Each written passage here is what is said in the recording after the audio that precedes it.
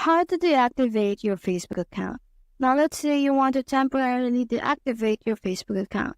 All you have to do is to tap on these three lines in the upper corner right here and click on the settings icon beside the search icon right here.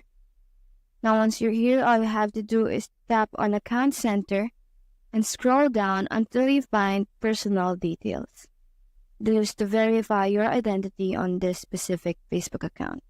Now, if you want to deactivate your Facebook account, all you have to do is to tap on Account Ownership and Control right here and click on Deactivation or Deletion.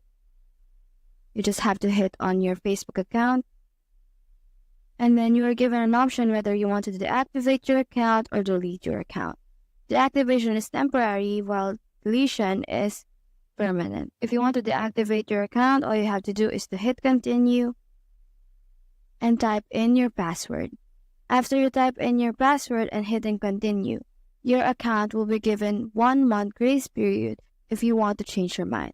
And after that 1 month ended, your Facebook account will permanently be deactivated. You can no longer reactivate this specific Facebook account. So that's how to deactivate your Facebook account. Hope it helped.